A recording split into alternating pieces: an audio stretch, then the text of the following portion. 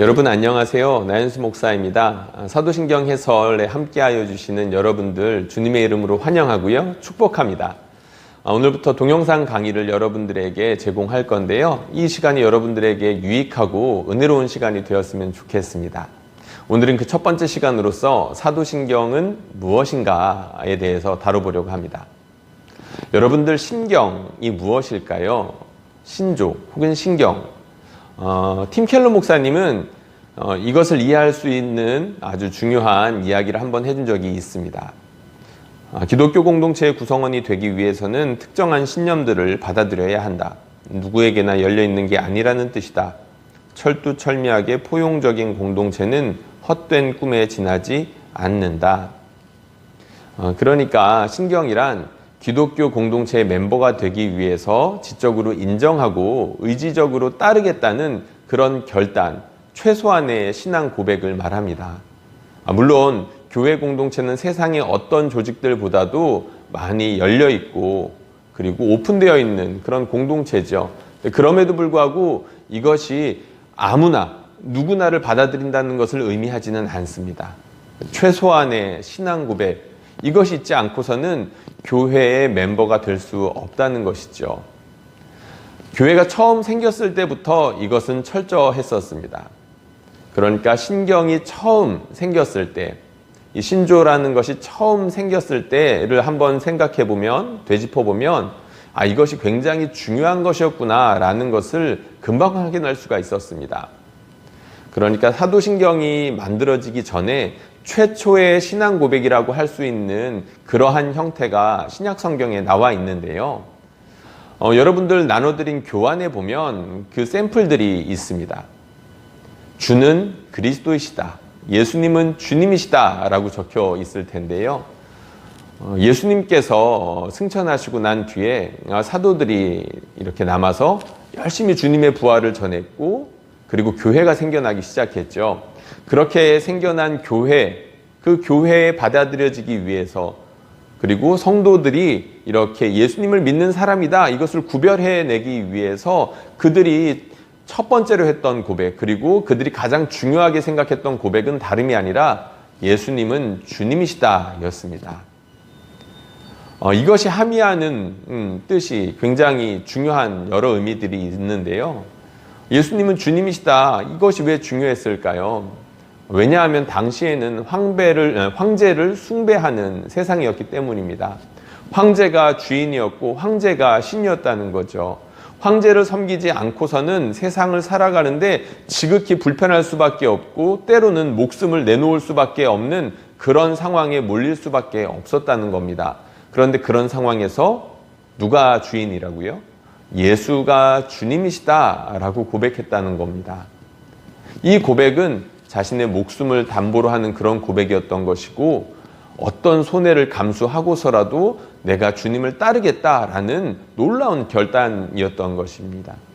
여러분들 아시는 것처럼 복음서에 보면 베드로가 그 고백을 하는데 그 고백이 마태, 마가, 누가복음에 나와 있죠. 그리고 흥미롭게도 요한복음 11장에 보면 마르다가 거의 흡사한 고백을 합니다. 주는 그리스도시요 살아계신 하나님의 아들이십니다 라는 고백을 했다는 거죠. 그리고 사도 바울이 쓴 여러 편지들에 보면 주는 그리스도시요 혹은 예수님은 주시다 라는 내용들이 곳곳에 나와 있습니다. 그리고 교회 공동체의 mem버가 되는 데 있어서 이것이 핵심적인 역할을 했다는 것을 짐작해 볼 수가 있죠. 이러한 증거들을 보면 주는 그리스도시다 라는 이런 고백이 얼마나 중요했는지를 알 수가 있습니다.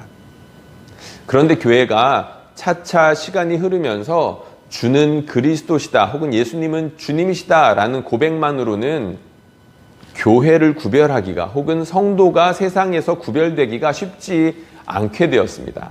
이게 무슨 말이냐면 성도들이 점점 늘어나면서 교회가 확장되면서 교회가 유대교와 구분될 필요가 있었고 성도들이 유대인들 혹은 세상의 다른 종교를 믿는 사람들과 구별이 될 필요가 있었습니다. 특별히 기독교의 아류라고 할 수 있는 유사 기독교, 그러니까 이단들이 생겨나기 시작했는데요. 이들과 정통 교회, 정통 기독교가 다르다라는 것을 구분하기 위해서 주는 그리스도시오라는 고백보다는 조금 더 구체적이고 복잡한 그런 신앙의 고백들이 생겨나기 시작했습니다.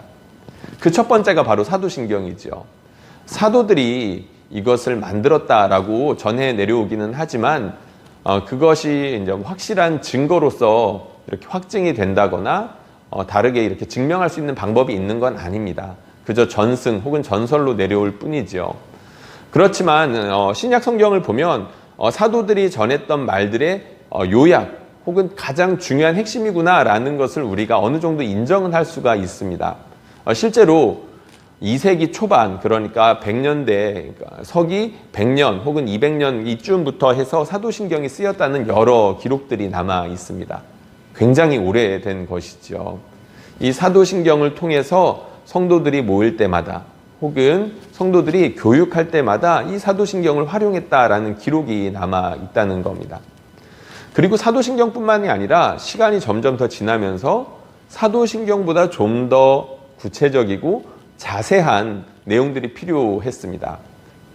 예를 들자면 예수님의 신성에 대한 논란이 생겼을 때, 삼위일체 논란이 생겼을 때 교회는 모여서 우리가 고백하는 이 신앙의 내용을 좀 더 구체적으로 해보자, 이런 회의들을 했다는 거죠. 이걸 조금 어려운 말로 공의회라고 하는데, 여러 교회들이, 그러니까 그 교회들의 대표들이 모여서 우리 신앙의 핵심이 무엇이냐라는 것을 회의했고, 그것의 결실로서 여러분 교환에 있는 것처럼 니케아 콘스탄티노플 신경이라든지 아니면 아타나시우스 신경이라는 것이 4세기 혹은 5세기 경에 만들어졌습니다.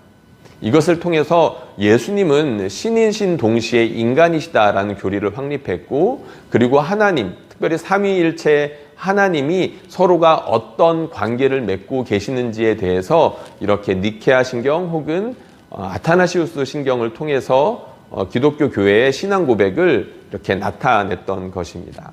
우리가 사도신경은 우리가 매주 이렇게 암송하기 때문에 어느 정도 익숙한데요. 사실 니케아 콘스탄티노플 신경이라든지 아타나시우스 신경이라든지 개혁교회에서는 많이 이런 것들을 다루지는 않지만 일부 개혁교회들 혹은 카톨릭의 여러 교회들에서는 여전히 이러한 신경들을 사용하고 있습니다. 무려 1000년, 1500년이 넘었음에도 불구하고 아직도 사용하고 있다는 것은 그만큼 기독교의 핵심적인 내용들을 가르치고 있다, 그만큼 중요하다는 것을 나타내겠죠.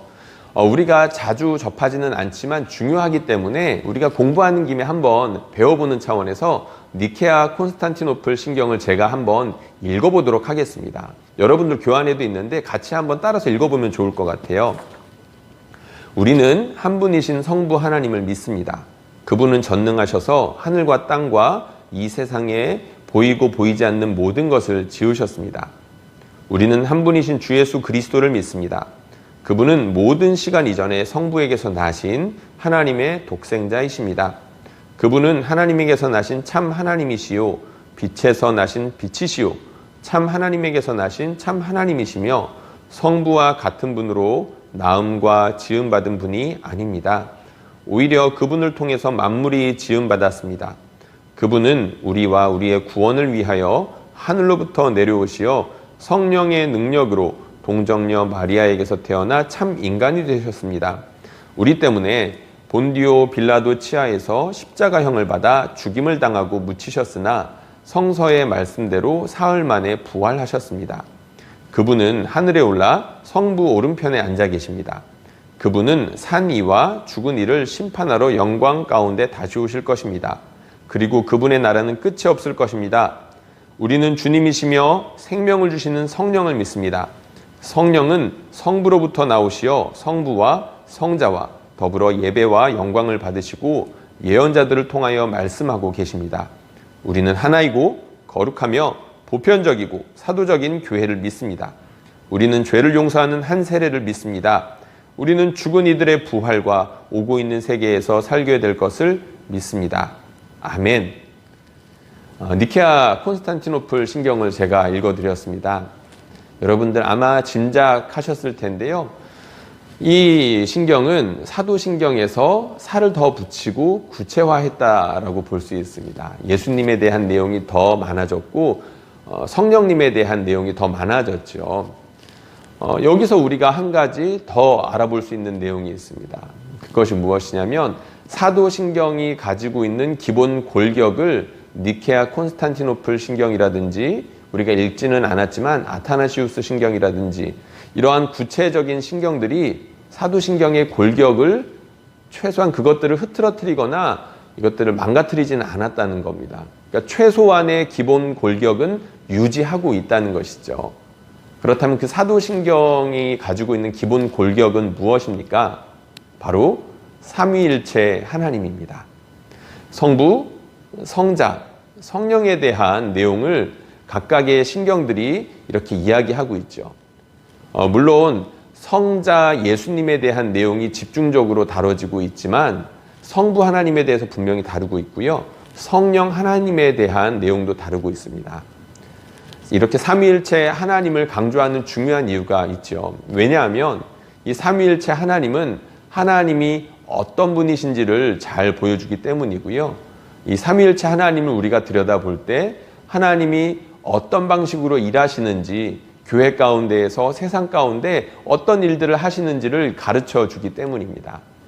그렇기 때문에 이 삼위일체에 대한 내용은 초대교회 때부터 중요한 개념으로 자리를 잡았던 것이고 사도신경이나 니케아 콘스탄티노플 신경 그리고 아타나시우스 신경까지도 이 삼위일체를 기본 골격으로 하여서 최소한의 신앙 고백, 기독교회라면 최소한 이 정도는 우리가 믿고 따라야 된다라고 확정했던 것입니다. 그리고 이러한 최소한의 고백들은 점점 더 확장되어서 교리문답으로 발전했고 그리고 이 교리문답을 기본으로 하여서 우리가 지난번에 김진혁 교수님의 조직신학을 우리가 배우지 않았습니까? 이런 조직신학으로 이렇게 방대해졌다는 것을 알 수가 있습니다. 그런데 중요한 건 그런 방대한 내용들도 자세하게 뜯어보면 그 골격은 삼위일체 하나님에 기반하고 있다는 것을 알 수 있다는 것이죠. 이렇게 이런 기원을 가지고 있고 그리고 이런 구성을 가지고 있는 사도신경 언제 쓰였을까요? 말씀드렸던 것 같은데요. 초대교회 때부터 이 사도신경이 만들어졌을 당시부터 세례받는 사람들을 교육하기 위해서 혹은 세례받는 사람들이 세례식에서 나는 교회가 믿는 이 신앙 고백을 함께 하겠습니다. 이것을 보여주는 용도로서 그러니까 공적인 고백용으로 사용됐다고 합니다.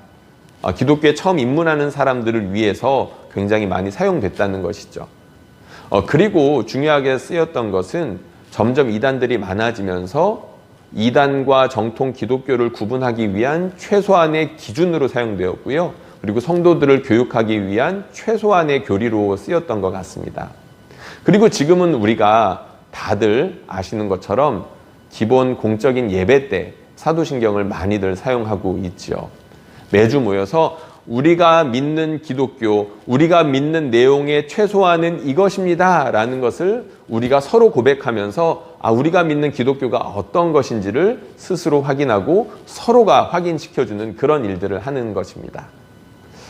오늘 이렇게 사도신경에 대해서 짧게 한번 살펴보았습니다. 신경이란 어떤 것이고 어떤 기원을 가지고 있고 그리고 이 사도신경의 구성은 어떻게 되고 있으며 이 사도신경은 언제 어떻게 쓰였는지에 대해서 짧게 다뤄봤는데요.